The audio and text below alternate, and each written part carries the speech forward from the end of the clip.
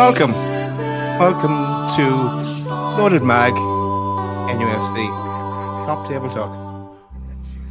Representing Newcastle is the Loaded Boys.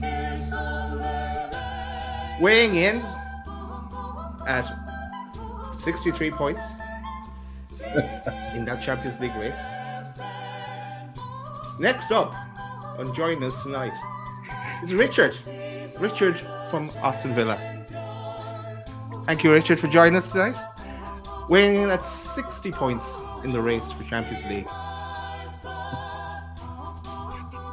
Next up, it's Chaz. Chaz weighing in at 63 points in the race for the Champions League.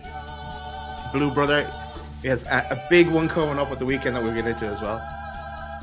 And let's bring in our last guest for the moment. More to come. Is former title challenger. It's Wolfie, weighing in at 61 points.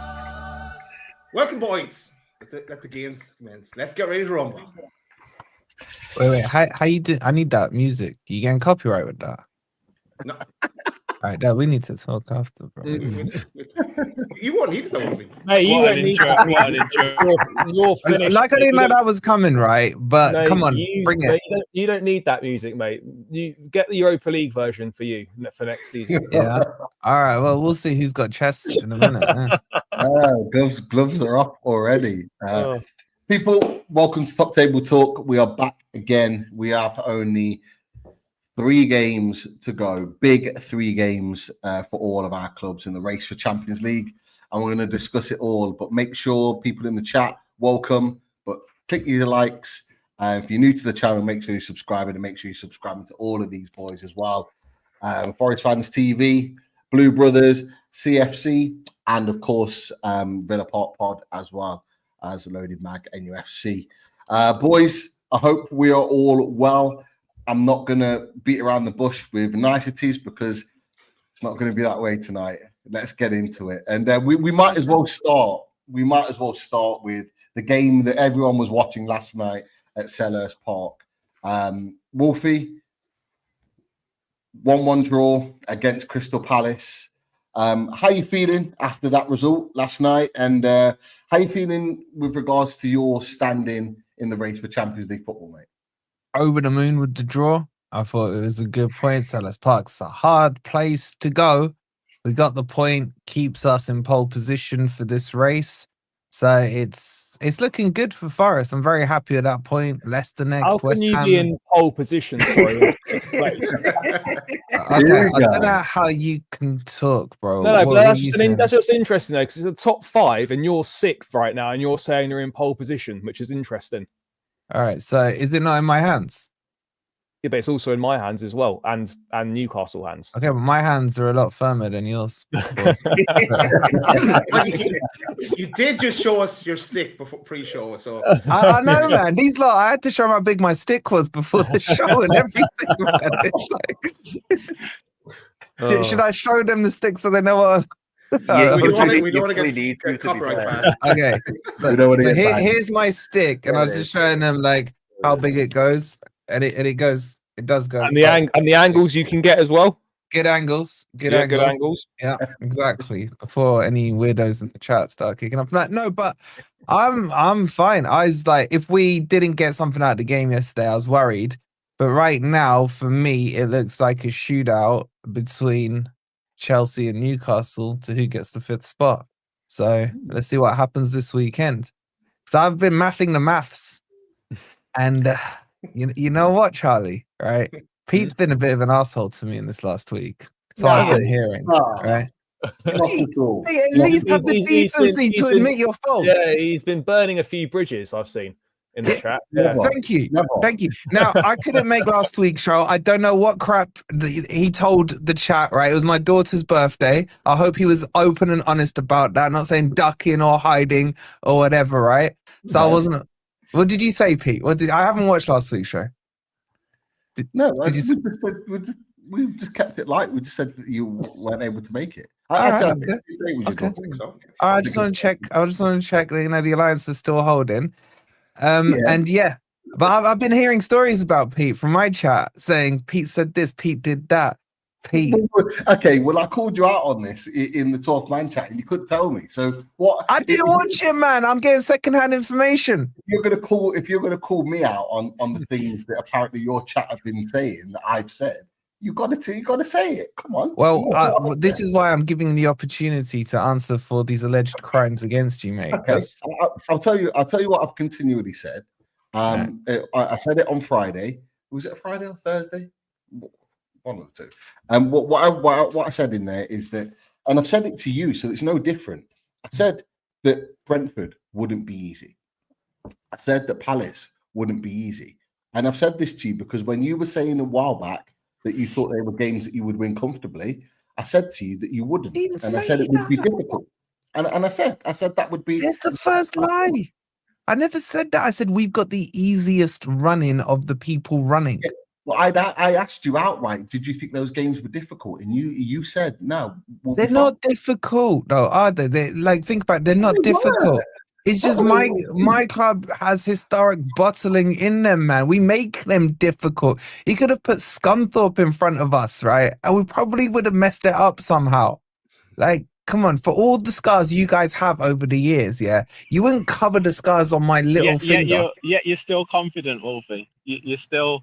I am, despite because your bottling history. Yo, Rich, should I tell you why? I think Newcastle crapped the bed this weekend against Brighton. I really do. That was a huge result. And let me tell you this, right? Lavia is a game changer for Chelsea. I think Lavia, if by some miracle stays fit, has put Chelsea ahead of Newcastle and Forest for me. That's how much I rate this player, and I've rated him for a long time. But his fitness is atrocious. Because if Chelsea beat Newcastle and we beat not Southampton, who's the other crappy team? Leicester and West Ham, then the problem you lot have got is that me and Charlie may start an alliance and say, let's pass the ball around the halfway line, and a point each gets us both over the line. Charlie is a snake, and Charlie will go for it. Trust me. Well, I mean, if it benefits me, I'm open. See what I'm saying? Charlie has no allegiances, right? Charlie's. You got to think, man. Who does he support? This is a team that sold their own hotels to themselves. So you think a handshake game is gonna touch the sides of Charlie? So this is what I'm saying. This game this weekend between you two is monumental. In fact, the same scenario can then play out if you draw. This because you didn't beat draw. Because if we draw, I think for me, as long as we don't lose, we're exactly. Okay. Exactly. Now, Charlie, exactly. You're getting on the right wavelength here. This is how bad the result Newcastle had against Brighton is. Because even if you draw and they lose to Arsenal, we can have a handshake game at the City Ground. This is how big the issue was with the draw against Brighton. And I don't think you boys have played it out. And Pete, I go back to your message from 2 weeks ago when I said you had one job to do against Villa. And you were like, oh, no, we're fine. I'm happy with that result. That result has messed everything up. That's the thing, Pete. And you haven't played these scenarios out. Wolfie, I cannot believe that you're saying that you're in pole position and it's between us and Chelsea at the minute. Yes. I see it the other way on. You're not playing chess 3D here, bro. You're playing 1D. Giddy up. It doesn't make sense. You've just dropped 4 points. Oh no, 5 points. Sorry, you just dropped 5 points. 5 points in 2 games in the last 2 but we games. also came into this race with a 5-point lead. Hold on, you were flying. You were like 7, 8, 9 points ahead of us at one point, and now correct. You're in the position where you're behind us by 2 points. It's really it's 3, Pete, because their goal difference is far and superior as well. So it's really it doesn't matter. Look, you're only 1 point ahead of Villa as well. Yeah. And by the way, Villa are still in this if they beat Bournemouth. If they drop points to Bournemouth, Rich, it was nice seeing you this season. They've got to go 100%. They've got to go 3 for 3. Yeah. But you're not telling us that me and Charlie, on Sunday when we play each other that we're fighting out. I don't know why you're not doing the maths here, Pete. I don't know why you're not doing the maths here. The maths is that we've got 63 points. If we beat Chelsea, which I said to you, Yes. I said to you, but I also said it last night, and I'll say it again here. I believe that we've got a great chance of beating Chelsea. We're at St. James's Park. We've got the emphasis here. And we are. 2 weeks ago, I'd have agreed with you. I think you're playing down the fact that we could actually win on Sunday. No. You're misinterpreting what I said. I said you now have to beat Chelsea. That was always the case anyway. No, it wasn't. If you beat Brighton, a draw with Chelsea makes you fine. But I still think a draw. I still think a draw for Newcastle isn't a disaster anyway. It is. A draw. Do you expect them to win at the Emirates, Charlie? Do you expect them to? If you'd asked me before the two games, Wolfie, if I'd have said which one was more winnable, the Chelsea game's more winnable than the Brighton game. Come away with Brighton with a point. I'd take that. Yeah, but if you, I don't think Newcastle have ever won at the Amex, have they? No, not in for a long Premier time. League. Yeah, not in the Premier League. No, not since they came up. all I'm saying to you guys, let me be crystal clear on what I'm saying. This game, because you didn't beat Brighton, is now a must-win for Newcastle, not for Chelsea. That's the bit you're not getting. I'm not saying you can't beat them. In pole position if we beat Chelsea. Yes, if you beat Chelsea, then it's between Forest and Chelsea because you're guaranteed. Assuming you lose to Arsenal, okay, it doesn't matter. We beat them 3 times this season, by the way. Yeah, but I'm just saying, even assuming you lose to Arsenal, you're still in pole position because it will be either Forest or Chelsea. So that makes sense. So basically, what you're saying is that we're in pole position now because we're. No, what I'm saying is you have to beat Chelsea. That's what I'm saying. We're in pole position right now because we're 4th in the league, and we've got Chelsea coming to St. James's Park.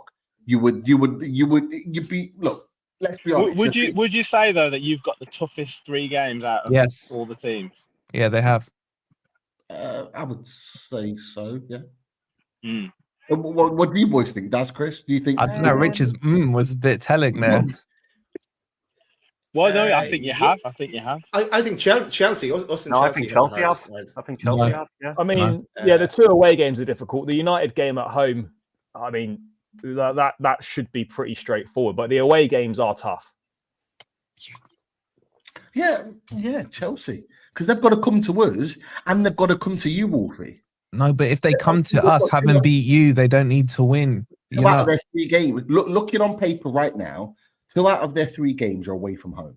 Yeah, that's not easy in itself, especially when the pressure on. When it's pressure cooker time, and I said this last night, when it's pressure cooker time, you've got 2 out of your 3 games away from home. That's not ideal. Whereas our 2 home, we've got 2 out of our 3 home games at home against Chelsea, against Everton. Basically, if you win your home games, but concede a goal early or something happens. Exactly. The crowd, of course. I get what you're saying, Richard. And Chelsea are in form. Villa were tense against Fulham. Obviously, they got the win, and they probably should have won by more. But it's still, you're still at that jeopardy moment where any moment that could come crashing down. Whereas away from home, you're kind of like, well, look. We get a goal, we shut up shop, and it's a solid result. At home, you're kind of still expected to go after it, aren't you? And that crowd can get on your case. Yeah, but let's be honest. When in the last 3 years, when have Newcastle's fans done that? Like even in the down moments, we haven't got on the players' backs. Like that was in the Ashley era, absolutely. Like that was always the case. Teams would go to Newcastle to quieten down the crowd. Get an early goal in, and the fans would turn, or a section of the fans would turn. It ain't like that now. And Daz, Chris, how many times have the fans been the 12th man? How many times have they been the they're the 12th man against Bournemouth across the way? Sorry, were they the 12th man against Bournemouth? No, look, you're nitpicking now because we've won 20 of our last 27 games. We've not done bad at all. Back to you, Wolfie. Right? Are you're sitting on 61 points? Are you expecting to hit 70 with your remaining games? No, I don't think we need. I think we need 68. 68 is enough. So sorry, not 68. What's 6 plus 1? So yeah, 68. Sorry, quick maths. Quick Well, maths. 67 would be 6 plus 1. It'd be. Oh no. Yeah. No. Oh, It would Charlie, be- try again. yeah. Charlie, try again. Yeah. No. It's all Look, good. Mate. all I'm saying, look, realistically, I have no idea what's going to happen. All I know is two things. This weekend, Villa have to beat Bournemouth or they're done. Agreed. There's no draw, they're done. Okay. Secondly, your game literally dictates the direction of this. If Chelsea win, Newcastle are in serious trouble. If you draw, Newcastle are in serious trouble. That's the dynamics here right now. I've been I think doing the maths with the Newcastle- abacus. I think Newcastle could potentially be finished if we beat them. They are. No, even a draw, Charlie. The draw is the same result as you winning. No, I think the draw. I don't think a draw. Is Yeah, but play it out, Charlie. Play it out. This is what I'm saying. If we draw, right? Let's say it's a draw, right? We're both on 64 points. Yeah. Okay. And presuming you beat Leicester, you'd be on what? 63. 4. 64 as No, well. We'd 64 as both be well. ahead on goal difference. But your goal Yeah. difference, obviously. So we'd all be on the. So we'd all be Yeah, on but the they same. got Arsenal away next, and we Yeah. got West Ham. Yeah, and we got Man United at home. So Yeah. I mean, look, a draw isn't. No, curtains Charlie, for is Newcastle. because if we both win our next game, yeah, and they lose to Arsenal, handshake times. That's what's going to happen. Yeah, I mean, Charlie, Newcastle do need to win. I think, look, a draw. Look, I get what he's saying. Like a draw. And Villa win both their games. Yeah, I mean, a Game draw. on. A draw Mhm. isn't. A draw is better for us than it is for you. I think. Yes, 100%. Forgetting we have contacts at Everton. I'd take the draw right now. To be on Sunday, I'd sign for the draw right now. The draw's absolutely fine for Chelsea. 100% fine for Chelsea. Yeah, because if we get a draw, that's 64 points. Beat Man United at home, that's 67. And then you get a point at Forest, which is doable. That's 68. I still think 67 could be enough. No, it's 68. I'm telling you now, there's no draw on Sunday. Nobody's drawing. No draw. Okay. One team's We're coming not. out with 3 points. Are you backing my saying point. now? Sorry, Pete. Are you saying now, Wolfie, that you think you walk all over West Ham? No, I'm saying now, if Forest don't beat Leicester and West Ham, then they don't deserve to even be in this conversation. That's what I'm saying. Do you think you will? Do you think you'll get 6 points? I think Forest will beat Leicester and West Ham, and if they don't, they're a bunch of clowns, basically. Because I think my under-14s could beat both those teams.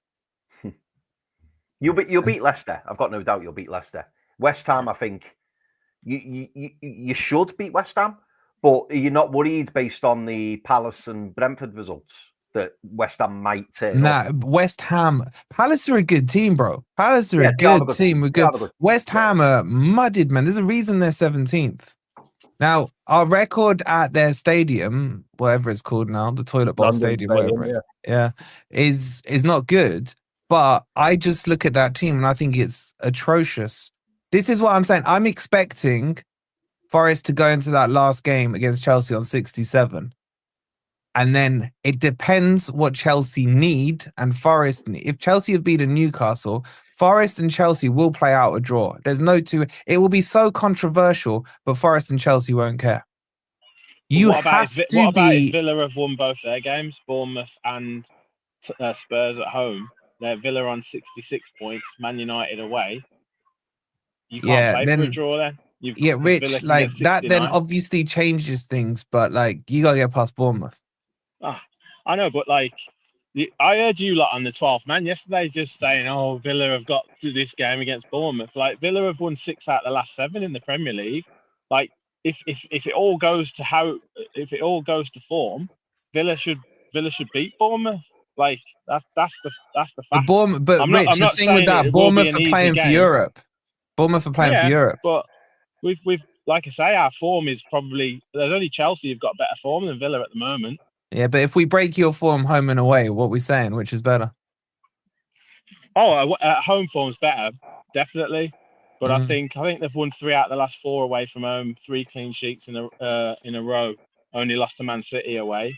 So look, Bournemouth is a difficult game, but I'm not saying that, you know, if we are where we are in the league and if it goes to form, we should beat Bournemouth. Rich, shall I give you the nuclear option? What's that? The nuclear option is this. And you know what? this would be my favorite outcome. Newcastle beat Chelsea. You win all 3 of your games. Newcastle beat Arsenal. Southampton draw with Arsenal. Chelsea and Arsenal don't qualify for Champions League. Yeah. That's well. Look, Imagine. I mean, it's there's going to be more twists and turns. There's definitely. Oh yeah. Can I see Villa winning all 3 games? I can, but it's going to be very difficult. But you guys have got to play each other, and that's where the jeopardy comes in.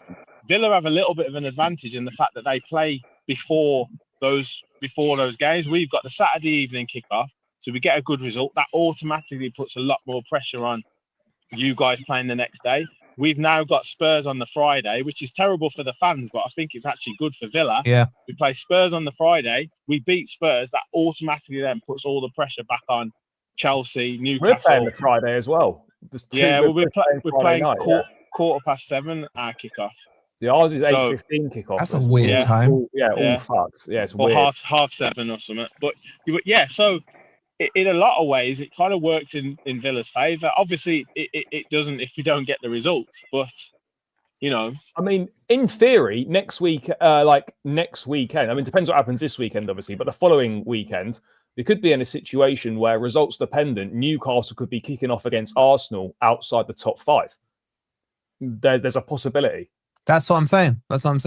But there's still quite a lot of hurdles to get to that point. But if we get a draw or whatever, and Villa win their games and Forest or whatever, then there is a possibility that after the next week's Friday night games, if me and Rich both win next Friday, Newcastle will be kicking off outside the top 5. That little sweat I see on Daz's brow there, just a little bit. No. I just just a little bit there, just a little bit.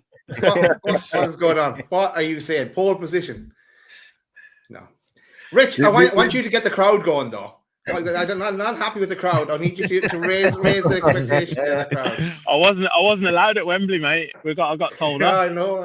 I'm going to Old Trafford though, so I'll definitely work it there.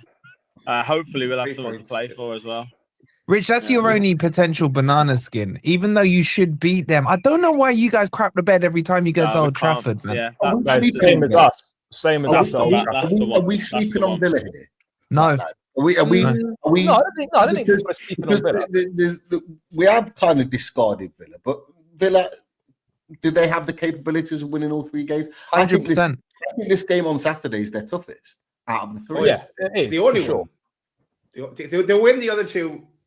I guarantee you they're going to win the other 2. Particularly, so enjoy that game, Rich. Particularly if Spurs and Man United both advance to the Europa League final, which you'd expect, then you're in a situation where they're not going to give a shit about their remaining league games, and they're just going to play whoever they want to play in their teams. My only thing with Villa, Charlie, is they have no trapdoors. The rest of us have trapdoors. Villa have got to go WWW, man. That's the thing. If Villa, if Villa beat Brighton, they're in. That's kind of easier though, Wolf, in a way, because they know exactly what they need to do. Yeah, but in theory, we all know that's what we need to do. You know what I'm saying? Yeah, if we win all our games, if any of our teams win all our games, you're in. We're in. It's as simple as that. Yeah. I gotta jump onto my stream, boys, but I just thought I'd leave you with those maths equations to cull over and break down. My lot that are watching here, if you're staying here, just keep notes on Pete. Before you go, give us a word on where you sit with the alliance then, because I'm solid with the alliance, Pete. I haven't broken rank once. I'm still none the wiser. So talk to me, because I haven't broken rank once, Pete. You were talking about wanting us to lose or draw with Chelsea and playing it out so you can shake hands with Forest, and now you're saying the same on this with okay. So let me be crystal clear. Right, let me be clear. I want Forest and Newcastle to get the 2 teams I want out of this are Chelsea and Arsenal. That's my dream, right? But Forest will come in front of the alliance. I'm sure you can grant me that, mate. Yeah. What's best for my club has to come first. But if I have to drag you guys, if I have to drag someone with me, I'd like it to be you. All right. That's all I'm saying. And I would expect the same back from you. That's what I'm saying. Yeah. The alliance is Forest for me. Goes Forest, Newcastle, Villa, Chelsea, Arsenal. That's the alliance. Man City are done, by the way. Freaking 115. Cheats. Yeah. That's where I stand, Pete. We'll have some conversations. We'll have some conversations. Okay. Right. Sorry, I have to cut it short. Nice No one, way. Wolfie. Yeah. All right, guys. Have a good stream. We'll break down the maths next week and see what the hell it all means. It'll mean like something Whiteboard. completely different next week. And You will. see you boys later. Like, Top man. Take care, mate. Take See you it easy. later. See you then, Wolfie. I feel like this was target Newcastle tonight. I feel like this was everyone's gunning for us. Everyone wants us to fail. Everyone wants Newcastle United to drop out the Champions League. I don't know where this has come from. I don't know what's happening right now. Everyone, like, am I mad to think that we're not in the? Am I mad that I'm thinking we're in the driving seat right now? Well, but we're on the exact same points and exact same goal difference, so we're both in the driving seat. And Yeah, Charlie, but you wrote off Chelsea ages ago. You right through the season. I you were did, saying no. But Yeah. suddenly there's a little bit of renewed optimism, but that could be dashed on Sunday afternoon. But look, we certainly come into a bit of form in the last few weeks. Look, the result against Liverpool was massive for us, and people can say, "Oh, you know, it was fortuitous to get that fixture at that stage of the season with how the season's panned out." But you don't know that at the time, and you still got to beat what's in front of you anyway. Like, let's not pretend that this was like proper Liverpool reserves. They still had Trent playing, Van Dijk, Alisson, Salah. I know the midfield with Jones and Elliott in it is not their first choice. Gakpo was still playing. Like, this wasn't like, you know, the kids were out. We still put in a decent performance, played well, and we took advantage of the opportunity that was presented to us. And we have played well in recent weeks. We are coming to some decent forms. We've got this game on Thursday night, the second leg of the Conference League semi, but we're 4-1 up. So let's see what sort of a team he puts out for that with Sunday in mind. But Wolf mentioned it earlier. Lavia back is a game changer for us. You know, I'm telling you now, if he'd been fit for 3/4 of the season, I'm not even in this conversation about finishing in the top 5 because we're in there comfortably if he's fit. You know, he makes such a difference. We're so much more fluid when he plays. Everything ticks better. There's more, you know, there's a lot more stability in front of the back four when he plays. On the ball, he's outstanding.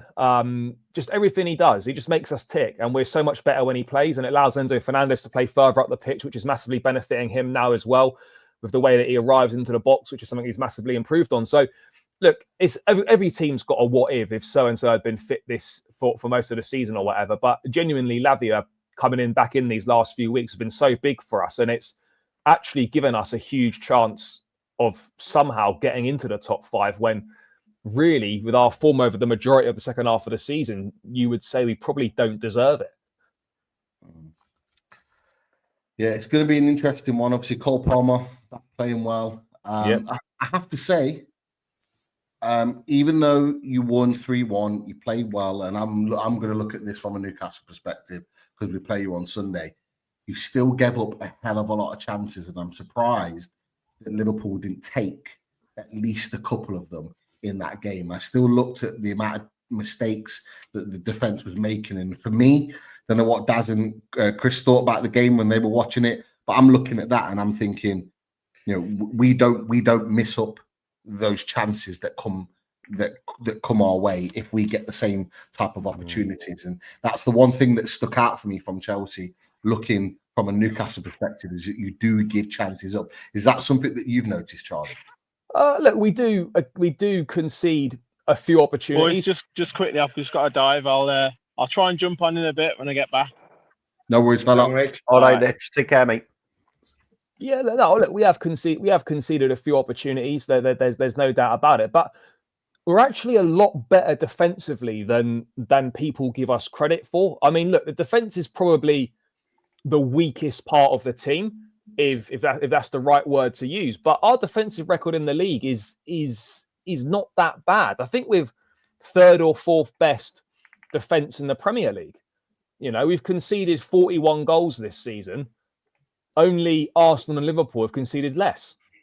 So we've got the 3rd best defensive record in the league. And that's with Rob Sanchez in goal.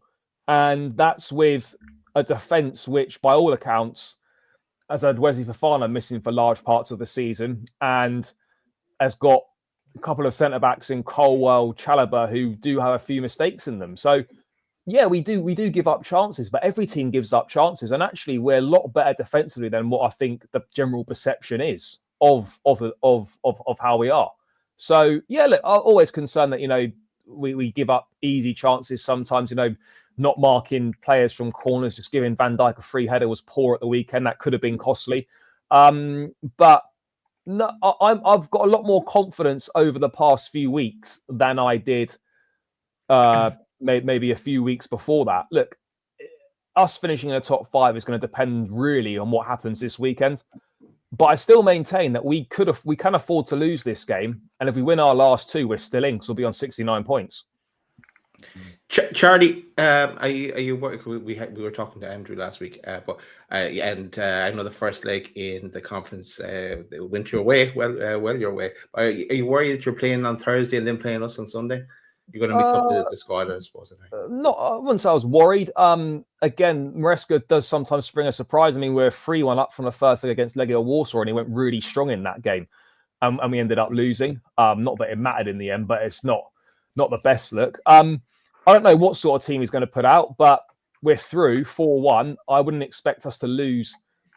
Even if we did lose for whatever reason, we're not going to lose 3-0 at home to that side. So I would imagine that a lot of the players will be rested that are going to play on Sunday, or there'll be a situation where key players that will play Sunday might only play a half each or something like that, which is not the end of the world. Obviously, it's not ideal having that game. You'd rather have the time off and prepare, but it is what it is, and we're in a fortuitous situation where we can obviously rest a load of players. So I'm not overly concerned. Now, obviously, there's always a concern that some players might get injured potentially. So, but yeah, I'm not massively worried about that game on Thursday. What are you thinking, boys, then, with regard to the game coming up against Chelsea? Obviously, Lavia is the one that's been talked about, Cole Palmer as well. Everyone seems to think that Chelsea are going to at least get a draw or maybe even win at St James's Park. Is that ever sort of crept into your mind? Are you worried about that? Is it a concern for you boys? Chris, you go first. Obviously it is a concern, and I certainly hope it doesn't happen. In fact, before I go into this, I'm going to quickly shoot to a super chat. Craig Lee, thank you very much, mate, for popping that in. Cheers, very generous of you, mate. Wheels have fallen off for Forest. He's projecting his fear. I mean, some may see it like that, Craig. I think that's a good observation, mate. But no, thank you very much for the super chat, Craig. Obviously, I was really disappointed with the game at the weekend's Chelsea-Liverpool, and Charlie's right in that Liverpool didn't play the kids, or certainly play like too weakened a team, but that midfield for Liverpool, like Arne Slot must have been looking at that and thinking, wow, I can't rely on these boys next season, because I think it was Harvey Elliott, Endo, and Curtis Jones, and it just looks so weak. And Chelsea really didn't have too much of a concern. The thing that bothered me, Charlie, most about it was, and this is to our detriment, the fact that Cole Palmer was given the opportunity to just kind of flex and regain his confidence. And Cole Palmer played really, really well. I'm hoping that he's going to come up against it with a more difficult task at the weekend against Newcastle, and I certainly don't think he'll be given that much space and room in which to operate. But yeah, the fact that he's been allowed to kind of get that confidence up and find his touch and seemingly have a really big impact on the game does worry me a little bit. But I've got to be honest, Pete, it's not even crossed my mind that Chelsea are going to win the game this weekend, because I'm super confident that we'll go and get the job done. Worst case scenario for me would be a draw. But even then, I don't really agree with Wolfie when he says that a draw would play into Forest's hands, because for me it still wouldn't, because that Arsenal game is still key. Because if we turn up at the Emirates, and Wolfie's mentioned the likes for Villa, the likes of Spurs and Man United won't be bothered. If Arsenal can get a result tomorrow, Arsenal might not be bothered. No. They're not going to be bothered, or they could look at it the other way, Charlie, and they could get knocked out and then just go, our season's done. Solve it. Yeah. But I still think though, like both of us can afford to lose one of our last 3 games. 6 points. If both of us win 2 of our last 3, we're in on 69 points. Yeah. So we can. Forest can't afford to lose any of their 3 games, I don't think. Whereas we are in a situation where we can lose and it's still in our hands because we can still end up on 69 points with 2 wins and a loss. Yeah. And the he's, you know, when you think from a Forest point of view, again, you know, the you know, he's right to have the confidence in his own mind, and that's fine. But again, you don't know what type of West Ham's going to turn up. No, you know, that's not going to be easy. Someone else put in the chat about Leicester. I mean, Leicester, they should win, but we forget it's a derby. Well, and they're relegated. There's no pressure on them at all. Yeah. They're relegated, and that's kind of it. Who's to say they're not going to turn up and try and screw them over in the Champions League? Of course, they absolutely are. Like, I get it. A point at Selhurst Park, by the way, for Forest, it's not a bad result, but it's a bad result given the results that came before it. That's why it's not a great result. It's a bad result off the back of losing to Brentford, off the back of losing to Everton. Like, if Forest had won those 2 games at home against Everton and Brentford, point is not bad at Crystal Palace, but the point's not great in the context of the results that came before it. Yeah, definitely. So yeah, Craig Lee might be right. He may well be projecting. Obviously, of course, you're going to want your own team to get in, and we're all looking at scenarios of how you can get your own team in to Champions League football. And look, I think Wolfie knows it. Wolfie knows it. I think we know it. It'll be like, for them, he's already said it himself, it'll be an absolute like monumental bottle job if they don't get it because of where they were before. They've been there all season in the top. They've pretty much been top 3 or 4 all season until the last couple of weeks. This has been second for a long time. Yeah. I can't remember the actual date, but I think this has probably been one of the lowest they've sat in the league pretty much all season, which is crazy. Yeah. Crazy to think that they're in that position. So of course he's going to want his team in. But thoughts at this moment in time, boys, in terms of where we think our teams are going to finish? Is it going to be Chelsea, Newcastle, you, Charlie? Yeah, I think it might be, just given Forest's form and given how Lavia's back for us and how our form's picked up in recent weeks. I feel a lot more confident it will be us 2. But then if we lose on Sunday, the confidence might drop a little bit. But as I said, it's still in our hands. Like, given how poor our second half of the season has been, if you give me a situation where we go to the final day and we need a result at Forest for top 5, I'm taking it, given how bad we've been since Christmas. Lads, for me, to answer your first question first, Pete, about Chelsea, as we get closer to the date, I'm getting a bit more worried. But I think, as we said on the reaction show, the 12th man, we're going to need the crowd, and with it being an early kickoff as well, it's just we have to just rise to it because we're going to need everything in that home game. But yeah, and after the result last night, then with Palace drawn with Forest. Palace should have won, by the way.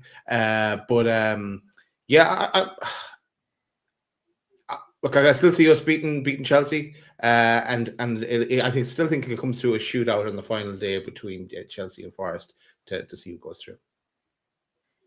Yeah, I mean, I've said it for a few weeks now. I think that final game is going to have something riding on it. One of our teams, Chelsea or Forest, will need a result in that final game. Yeah. I don't see you 2 going in there. Even if you do kind of need a draw, I don't see it either team. It's so difficult to play for a draw. You see those you've seen them sort of scenarios before, and it never really happens. No. And what about the scenario that okay, if Villa were to beat Bournemouth, which is their biggest game left, because it's a gimme for Spurs and Man United for me. But what about them sneaking up there? If it was maybe weren't actually playing for a draw, and it turned out to be a draw, and Villa nip in, that'll be. It's possible. This is why I said, like, are we sleeping on Villa? Yeah, because nobody's talking really about Villa, and Rich was very happy to just kind of sit in the background, in the fields, and just soak up the scenery. And again, though, their goal difference is not great either. Like, let's say, like the scenario where if we lose a game, like, and we win 2 of our last 3, that puts us on 69. Villa can only finish on 69, and both our goal differences are far superior to theirs. So even if Villa win all three and we pick up 6 points, we'll still finish in the top 5 on goal difference ahead of them. So Villa need really Chelsea and Newcastle to drop points in 2 of their last 3 games if they're going to get in. From your perspective, where are you seeing Newcastle finishing? Wolfie said earlier he thought it was going to be a sort of a 5th place shootout between Newcastle and Chelsea. He sees himself ahead of both of those teams. Where do you see Newcastle? And as well as that, the conversation about Villa as well. Are we sleeping on them? Where do you see them sneaking up on those two clubs? Where you at, mate? Yeah, it is. It's a funny one. Like you boys have said, like obviously for Villa, I'll start with Villa. For Villa, it is all on Bournemouth. I think if Villa beat Bournemouth, everyone will sit up and kind of go, "Oh, we're gonna have to keep an eye on them here." For me, genuinely, I maybe this is with me black and white tinted glasses on. I don't know. I see it between Chelsea and Forest. I really, really do. And the reason I say that is because I firmly expect us to go and get the 3 points at the weekends.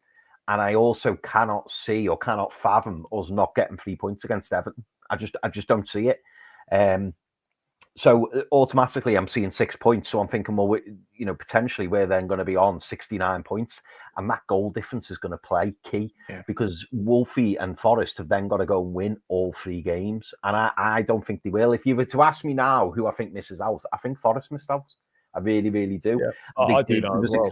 There was a key injury as well to Murillo. And I tell you what, I've never seen a centre-back go off and a team just look completely off it. As soon as Murillo went off, it was like Forest just went to bits. 3 clear chances Palace created straight after that. Yeah. And I think that's a big concern. And it made me laugh for you when you were talking about what Wolfie said about being in pole position. I think he's trying to convince himself of that because I fail to see how us getting a point away at Brighton is bad, but him getting a point away at Palace is brilliant. He knows deep down he knows he's in trouble. He knows Forest are in this shit here. Of course. That's the poster started for next week. The mascots are going in Formula 1 cars with Wolfie in pole position. Mate, I just can't get my head around it. And we spoke about it before, boys. Like worst case scenario for the both of us. I think it does benefit Chelsea slightly more than it does us. But I've said before, I think if we both drew at the weekend, we're still in pole position. We're still in pole position because we've got that goal difference. So they'll probably beat Leicester, fine. Yeah, but I think they're going to struggle at West Ham. I think that game will be far more difficult than what he thinks. He thinks that they're going to beat Leicester, beat West Ham, and then I think he thinks, well, we just won't get. They'll beat Leicester, but the West Ham game, I agree, Chris. The West Ham game is a lot harder than I think many Forest fans might think it to be. Like West Ham are not good, but away games in the Premier League are not easy. No. The one thing I look at Forest. Forest don't score many goals. No, they don't. You look at the games. Chris Wood's dried up as well, big time. Yeah. They don't score many goals, and defensively they don't look as solid as they did earlier on in the season. Like you said, Chris, Murillo. We don't know with Murillo whether he's out. I think he's got a scan today, but the fact that he came off in that game when it was still there to be won, for me, tells me that it's a significant injury. They play a brand of football, right, which is not sustainable long term. Like, they have like some of the lowest possession in the league. They have very little of the football, but when they do have the ball, they're obviously good with it. But that's not a sustainable brand of football. I guarantee if Forest go and try and play that same style again next season, they might struggle to finish in the top half. That brand of football is just not sustainable. You can get away with it for a year or two. It's like when Leicester won the league playing 4-4-2. Played 4-4-2 the next season, they were absolutely nowhere. When you don't see something for a while, it catches teams off guard, like that 4-4-2 of Leicester, like the way that Forest are playing now. But it's the same with the 3 at the back. Is when we went 3 at the back under Conte and won the league, people weren't used to that. Now people are used to 3 at the back, and it doesn't have the same effect and the same impact. And I think if Forest try and play the same way again that they've played this season, they won't have anywhere near as much success because people are going to be wise to how they play. Yeah, absolutely. Like Duff and Robin back in the Mourinho days as well. Mate, Duff came what we had Duff, Robin, Joe Cole, and Wright Phillips. Unbelievable. Monsters. I remember being in the away end. I think it was a Sunday, Super Sunday game where you guys absolutely hammered us 5-0, and it was yeah. Well, you know, it's what we do, isn't it? Anymore. It's weird, isn't it? Because your record at Stamford Bridge is shocking, and our record at St James's is pretty poor as well. And I'll take that. We will take that all day long. That's for sure. Who have Arsenal next? Oh, sorry, Pete, I was just Liverpool. Yeah, Liverpool. That's at Anfield as well. Liverpool at Anfield. Well, they've got to put up an improved performance. They've got to, especially at home. I think there'll be an expectancy, and I personally think that Liverpool will put out a stronger lineup because I think. Oh yeah, of course they will. Yeah, not gonna trust him again. Not gonna put him in again. I genuinely think that's probably the end of Endo at Liverpool because I just thought he was absolutely shocking. But what I wanted to mention, boys, and this is always a given, and I'm interested to hear what you boys think of it, particularly you, Charlie, because we have discussed it briefly. For me, I don't think that is a guarantee. I really, really don't. Everyone keeps saying Villa are going to beat Spurs and Man United comfortably. I'm not so sure. I mean, Brentford's played Man United. Brentford beat Man United 4-3. Man United's had a scratch team out, and I think Man United and Spurs. Yes, that they could potentially play a weaker side, but then you could also see it as the managers wanting to go in with a little bit of a momentum. They'll want to go in with that winning mentality so that they're ready for the final. I just don't think they roll over and just say, "Oh, yeah, there's 3 points." But what do either have to play for though? Like Ange is all. It's all on. And okay, let's assume that they're both in the final. I know this the artificial pitch to come for Spurs, but they're both in the final for me. Like they've got nothing to play for, and just come out early doors. I always win a trophy in my second season. It's all hinges on that. Why would he even bother putting out anyone that was going to start in that game? And same for Amron. Okay, it's if they get into the Champions League, they're going to do nothing in the Champions League. It's all about building, but it'll be more cash to allow them to build. But so I for me that's why it's a given. And Villa, it's do or die for Villa. So. In both those games. Villa have got an awful record. So bad. It's really bad. Like even last year when they were in their they were 2-0 up last season at Old Trafford and they fumbled it. They lost 3-2. Yeah. So do you think as well it plays in the fact that these players who are going to be playing, Amenem's almost going to be going, go and show what you can do. See if you can make your way into my cup final team. And these players are going in thinking it's not do or die. Because that's the thing sometimes as a player. You're going into a game and you think, we've got to win. We've got to win. This is why it's difficult for us this weekend because Chelsea be going in with the same mentality as us, that you've got to win. And the thought of losing is just not fathomable. But Man United and Spurs are both going into this game thinking, well, if we lose, we've lost 17, 18 games already this season. It's not do or die. Whereas Villa are going in thinking, we've got to stay in this. We've really got to... For me, I just don't think it's an absolute given. Like I wouldn't be surprised to see a draw. I really wouldn't. Yeah, and that's all we need, isn't it? Yeah, that's literally. Villa have got to go 3 for 3, otherwise they're finished. Yeah. So, and look, I think those other 2 games might not mean anything by the time that they come around because if they don't. If they don't win against Bournemouth, even a draw benefits us, providing we get the points. A draw benefits us because it puts them out the race. It drops their final total down. If one of us wins on Sunday, it pretty much means that they can't catch us at that point.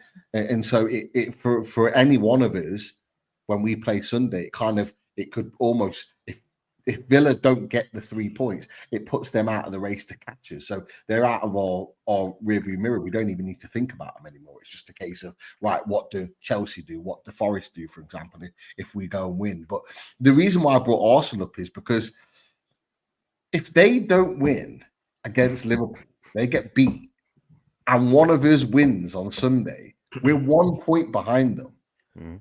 Now, the interesting And then thing we is, play them next. yeah, that's the thing. Is Well, it they've so? got Southampton on the final day, though. That's why I don't subscribe to the Arsenal dropping out. Even if they lose to Liverpool and lose to you boys, True. there's no way they're not getting at least a 1 point at Are Southampton. they home or away? Away at Southampton. Okay, so When's the Champions League final? yeah. the thing is that we say that, but 2 years ago, Liverpool went and I think lost or drew something like 4-4 or lost against Southampton away last game of the season. Like, teams go there even when Southampton were absolutely honking and not got points at St Mary's. It can happen. If any team were going to do it, it's probably going to be Arsenal. Yeah, I'd much as I'd love it to happen, just because they got that Southampton game in there. I don't see it. Yeah, I see what you mean. Yeah, but they could easily finish third or fourth. I don't think they'll finish second. I think they'll get over. I think they'll be overhauled for second. But I'd be shocked if they dropped out of the top 5. Champions League final 6 days after the end of the season.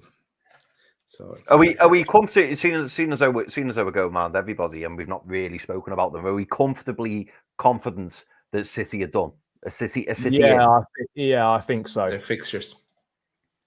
They've got Southampton, the FA Cup as well, but they have Bournemouth and they have Fulham. They got Southampton and Bournemouth at home, isn't it, and then Fulham away. Yeah, Southampton's away. Southampton Southampton away. and Fulham are away, and Bournemouth is at home. Yeah, the last two are the ones that you think they're likely to drop points against. Bournemouth away from home are a decent side. We've seen not bad. What they did against Arsenal, and Man City are just doing enough, and you kind of feel that they will just do enough. But there is scope there to slip up in both of those two games. Absolutely. But it just means that we're going to have to keep winning if we're going to catch them. So we won't necessarily go ahead of them, either one of us, if we win this weekend, because they've got Southampton. But yeah, if we beat Arsenal, if you beat Man United, and they drop points to Bournemouth, it brings it right back into the mix again. But by then, you're probably thinking that Villa and maybe even Forest are out of that conversation. So it is going to be a battle for who's going to finish where, rather than are they going to slip out of Champions League. No, I agree. I think there's been a few questions, so we can throw some questions out before we wrap, boys. I think. Hold on. I think Dan. Yeah, we've got one for Charlie here, mate, from Foxy. Foxy says, Charlie, why and how do you feel? What and how do you feel about Caicedo being played out of position? Thought he was brilliant yet again at the weekend. No, mate, this in this system, like, to get all 3 of them playing, this is the way to do it. And with the inverted role and the way that we play under Maresca, Caicedo is perfect for it, because most of the time when we're on the ball, he's playing in midfield anyway. So it doesn't really make that much of a difference. And it's not like he's a bad defender. So I like it. And I suspect we'll see exactly the same again on Sunday afternoon. He'll play it right back inverting into midfield, and Lavia and Enzo will be in the middle. Reece James, unfortunately, for as good as he is, isn't currently part of Chelsea's best team in this system. He just isn't. So I've got no issues with Caicedo playing there. He's outstanding. He's been outstanding all season. We'll see it. I'll be shocked if we didn't see it again Sunday. Yeah, it's handy having a right back who predominantly plays defensive midfield, isn't it? Because then, as you say, he can slot right in, and then if you push further forward, it's just like having that extra man in midfield. I mean, look, don't get me wrong, Reece James is a miles better right back than Caicedo, but if you're talking about inverting into midfield, it's not even a conversation. You play Caicedo there every day. Yeah. And also, Josh Wiggins, I know we touched on this very briefly earlier, but Josh Wiggins, thoughts on Villa and Villa vs Spurs being moved? Do you think that's going to have an impact? First I heard of it was here. I didn't No, see I that. don't think it has an impact. I mean, look, presuming Spurs make the final, obviously having an extra day, no problem. Like, look, and the principle of it, I've got no issue with, because all other leagues do it. They play games on a Friday night or whatever to help their teams in Europe. And we've been going on about this for years for the Premier League to be helping teams that are in Europe. I think the biggest issue with it is the double standards, because they didn't allow Villa to move one of their games before the PSG game, and now they're doing it at short notice for this one. It doesn't give any consideration to fans who might have already pre-booked travel and things like that. And there's no way the Premier League are handing out any refunds for any of that. So the actual theory, the actual doing it, I haven't got an issue with. It's the double standards that, oh, we turned it down literally a few weeks ago for Villa, but now it's fine for Spurs. You know, the United Chelsea game was moved as well to Friday night, and that's for TV. But part of that, I reckon, is also to do with United probably being in the Europa League final as well. So you look at it, and it's just double standards. You just want the same fairness across the board with it. Yeah, I think that's fair, mate. I think that's fair. And we've just had a super chat in from Lee Robinson. Thank you very much, Lee. And Lee says, when Newcastle have a target, can someone tell me when they have flopped this season? Yes, every time we get close to, we a number of times we said this season, if we win this, then we'll go second. If we win this, then we go fourth. How many times but it's happened to everyone. That's why we keep saying calling it a roller coaster season. So there has been a number of times that has happened. Now we have picked ourselves up again, and we had that bad run and went on a great run, and then obviously the cup and stuff. But yeah, it has happened when we were trying to target reaching a certain position in the league. Yeah, that's a really good point. Really good point. Yeah, we've had a few occasions, haven't we, where we've needed a win, or we've thought like this is the game, and invariably we've delivered. So now I think that's a really good point. And at this point, boys, I think it's time for the sub. Yeah, we're doing a sub. Here we go. Here on comes Dan United first. Has a say in this race, actually a big say. Hey Dan. Hi! There he is.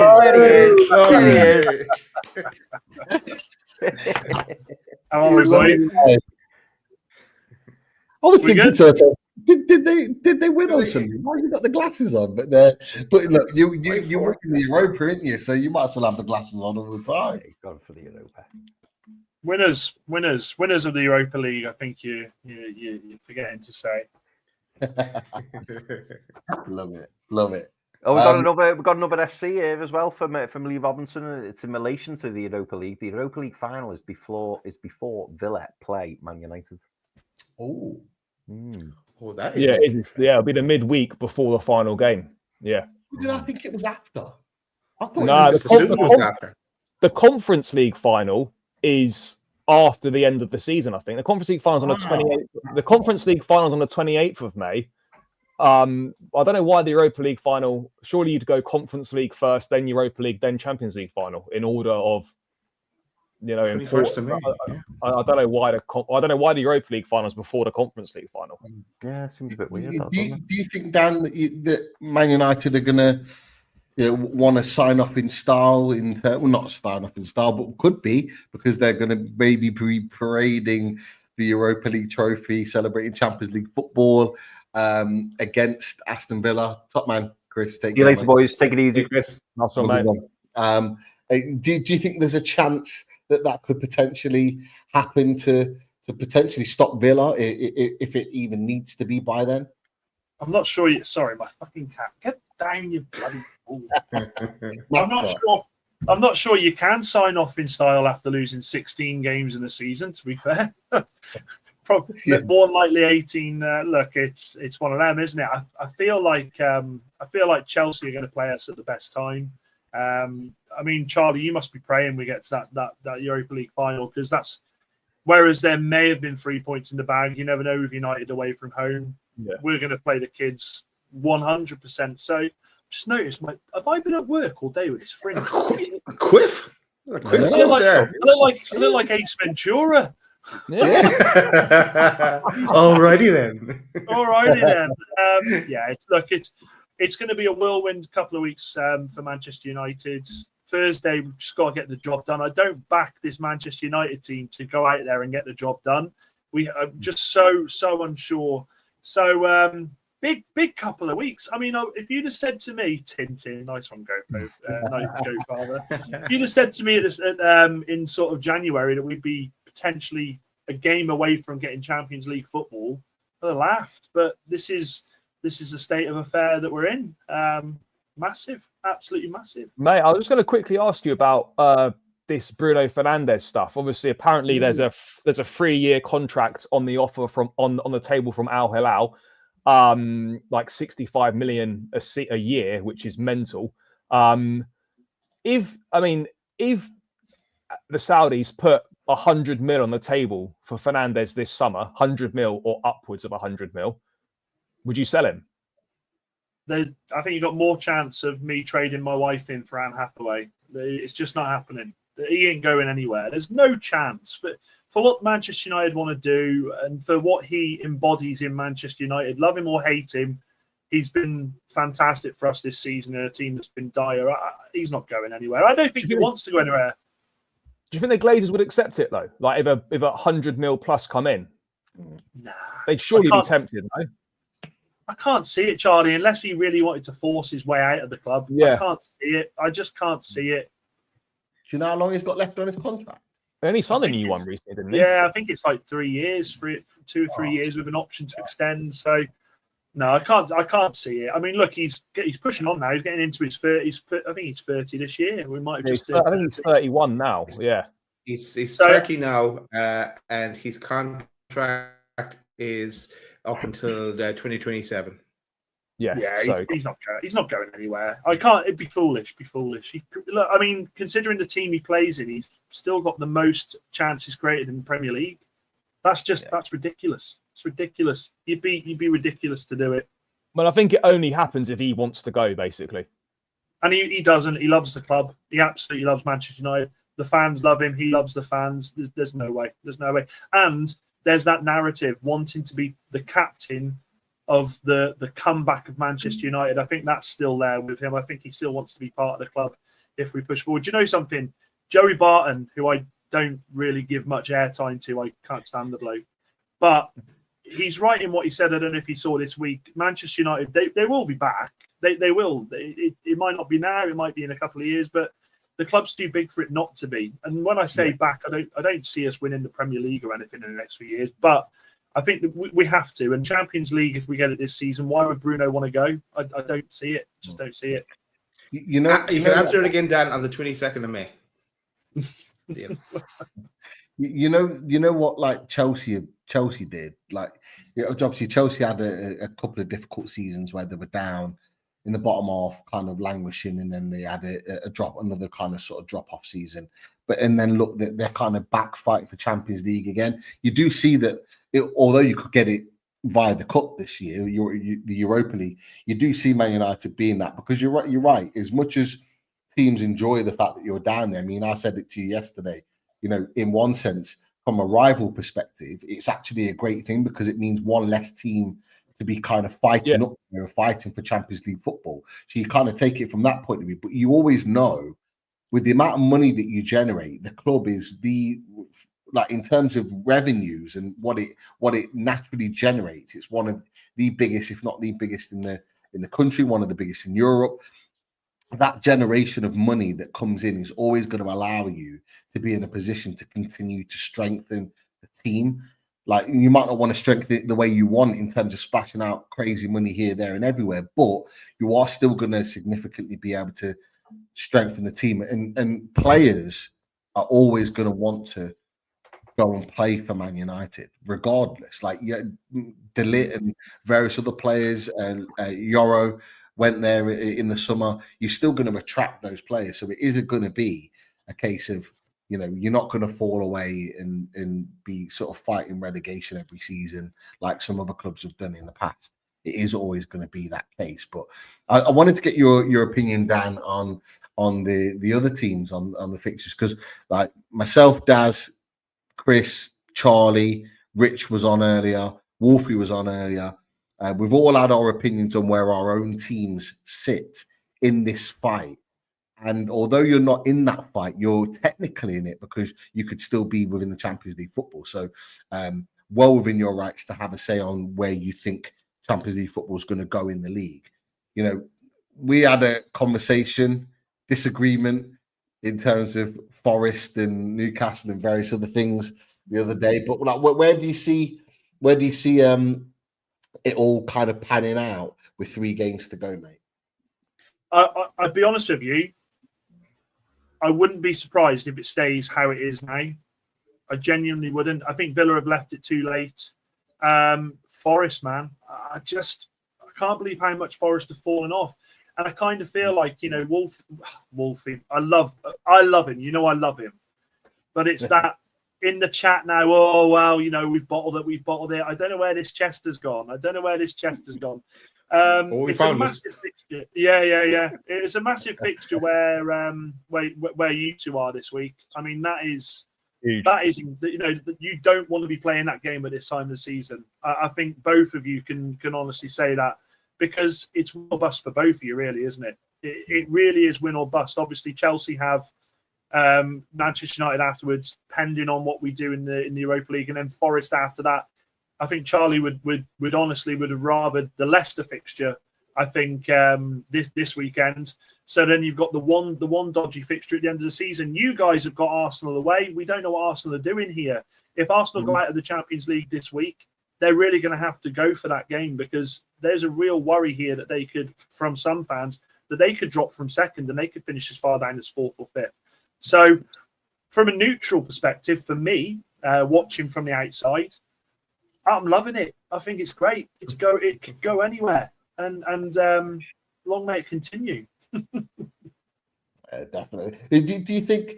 I know you mentioned, you know, if Arsenal lose tomorrow against PSG and go out the Champions League, I know you mentioned they're going to kind of have to sort of turn it on and try and salvage their position in the Premier League, because they haven't been playing well there. Do you think it could go the other way, and that they could lose their heads and the heads are completely gone and go on and potentially lose the other games? They've got Liverpool and Newcastle in the next 2. Of course, they've got Southampton, and we've talked about it earlier. Is there a chance that they lose their heads off the back of that tomorrow? To be honest, I don't see them finishing out of top 5, because their goal difference is too good. You know, they're 11 goals in. They're there, aren't they? They're practically Champions League now. The lowest I think they finish is 5th.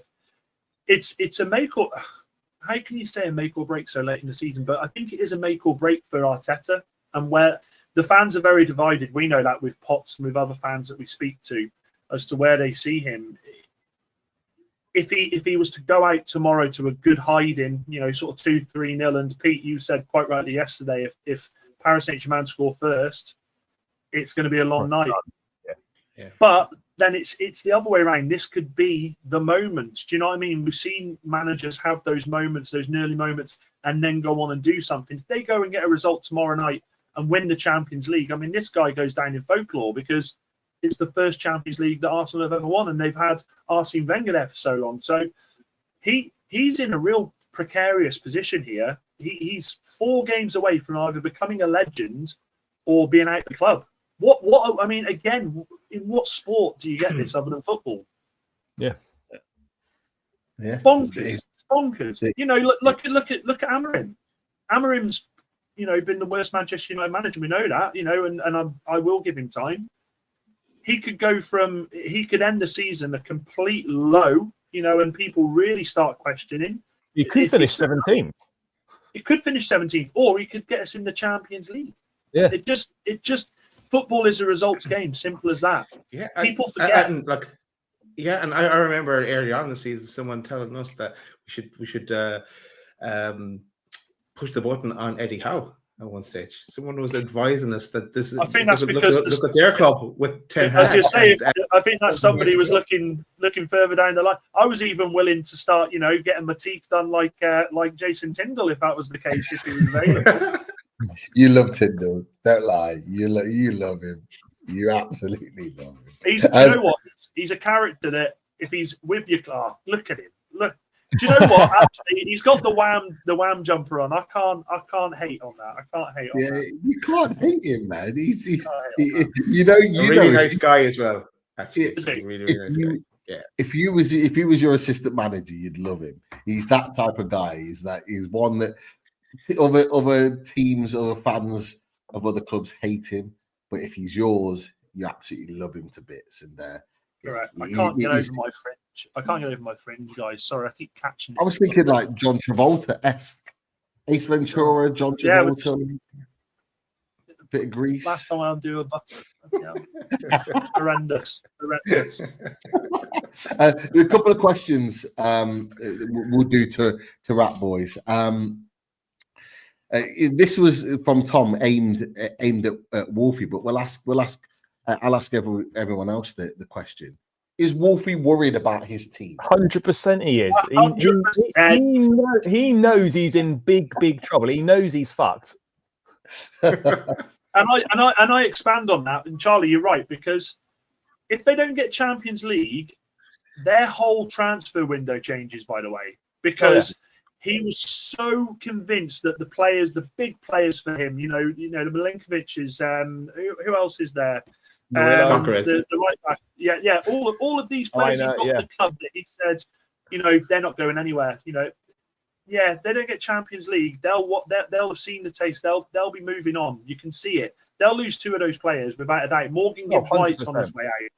So whereas he says about his team won't get picked apart, this is football. It will. It will get picked apart. It's certain. And for that, will they have the players to bring in to replace these boys and what they've done? This is the thing. Champions League is massive, absolutely massive. 100%. We've got 200 in the chat.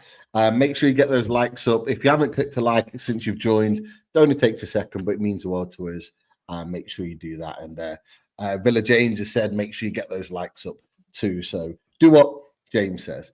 Dan United, if Spurs beat you in the final, if they get to the final, come on, Bono. Should you end the club? How would it feel? I'm glad you said that. I'm glad you said that because people are saying that Bodo are out. United played Bodo Glimt at the start of this season, and they were decent at their place. This is Spurs, by the way. For all the stuff we say about Manchester United, this is Spurs. Could easily see them honestly, losing. You could. If Bodo Glimt get an early goal, that's when it will start being squeaky bum time. I don't think that tie's settled, guys. I genuinely don't think that tie's settled. An early goal has Tottenham fans arse cheek twitching. And in answer to your question, Craig, if Spurs beat us in the final, I will be driving to Carrington and waiting for them to touch down, and I will head to them myself because you can't do that. We've lost 3 times to Spurs, which kind of puts me in a better frame of mind because I wonder if Spurs fans would think we've smashed them 3 times this season. This will be fine. The difference between us and Spurs is we've got all our players back now. I mean, big fat fucking use it's done for us. We're still 16th in the league, 15th in the league. But in Europe, they just seem to be turning it on in Europe, United. Unbeaten. I just fancy us in the final. Foxy right there. Bodo, a nightmare at home. Look at the European record. They have beat good teams. Let's wait and see. Are you filling us with confidence, Foxy? Come on. An early goal. And as well, Madison's out for the season. Bergwall, I think, is missing. I obviously didn't watch the game against West Ham on Sunday, but I think Madison got a bad knee injury, so I think he's out now. But yes, and Bergwall's out as well, so they're losing players too. Okay, last one for all of us, but I'll start with you, Daz, to finish on. Is the alliance broken? I know this is Dan's favorite topic. The alliance was never there. If to begin with, it was, but it was enjoyable. Look, I said it before. I'll keep saying it. I still hope. Obviously, Newcastle get in. Man City is a given already. Arsenal is going to be a given already, if you ask me. But I still hope, and I'm sorry, Charlie. It's not new. I still hope it's Forest that go through, because I just think someone new in the competition, and that they'll be screwed next year in the Premier League as well. Someone different to build on. So that's my reason why. And also a bit of a soft spot for Forest as well. I won't tell Wolfie that, but just they always wanted to see them back in the Premier League. So it's just find it interesting. It's like the kind of the story of the rags to riches kind of story, where they're back at the top for a little while, and then Rags to riches. Right back down where they deserve to be. Then after that, so just I'll give them that one run out in the Champions League. What do you think, boys? Alliance broken? I know, Dan, you think it is. Yeah, but, mate, Wolfie was trying to say to me earlier, let's shake hands on a draw on the final day between us to dump Newcastle out. He's already on it. Listen, right? I've been consistent all season long, right? And I was consistent in the fact that regardless of Wolfie doing what he does, and he's great at doing it, because he could cause an argument in an empty room, right? I was consistent. I was happy for him to get Champions League until he then said, we'll win it next year. Yeah. That for me, that was just, I don't know what he was on. And the alliance was, there's been cracks in this alliance for the past 6-7 weeks, Pete. You know that. It was like watching the bloodline start to dissipate. It was like there was no more acknowledging. There was no more of this. So yeah, I think Wolfie. I love Wolfie, by the way. So everything I'm saying here is out of love. But this guy has got what it's coming to him. It's coming to him. He know it's going to be a generational cooking for him when they miss out on the Champions League. He's going to be finished. It'll have to disappear for a few weeks. This could be a bigger cooking than what Lawless got. Lawless got quite a big one, but this one. But I can't believe I'm saying this, but Wolfie's had bigger chest than Lawless had, and Lawless also had some big chest over the last couple of years. You know when you've got that mate on a night out, right, and they pick a fight with the biggest group of lads. And you're like, just leave it. Don't say anything. And they go, sorry, yeah, I'm done. And then they walk over and go, pricks. And you're like, you've just done it again. That is Wolfie. He just wait, and then he'll add that bit more, and it just storms it all up again. Man, I've not heard a guy talk about football like he does in a long time. Okay, but at least there's one mini Forest alliance in place. Jokes aside, I hope Forest, Newcastle, Villa get Champions League places. Yeah, miss you, Dor. Miss you, man. He's still hanging his hopes on the Newcastle, Forest, and Villa Champions League. So fair play to you, Dor. Hope you're well. Look, I think it's a great way to end off, lads. Unless you've got anything else you want to drop in. Let's go watch the Champions League. Big shout out to Queen of the South, my second team tonight, who are playing their first leg of their playoffs against Cove Rangers at home. Let's hope that we get the win tonight. We've not lost against them this season, so Mon the South. I think Ultras are in the chat, no doubt. I think Queen of the South will probably become all of our second clubs now. We're going to keep a look at them. Hey, boys, I'll take you up there. Honestly, what a night! It's great. It's great. Did you win when you went with LB? Of course, we're Queen of the South. We're the mighty Doonhamers, mate. We're the Doonhamers. Of course we did. Sounds like a football manager save to look into. Yeah, right. Yeah. That's it. Join us next time. We'll be back during the week for more of the same and a bit different as well. But thanks everyone for watching. Subscribe to all the boys that are on the show as well. We will see you soon. Good night.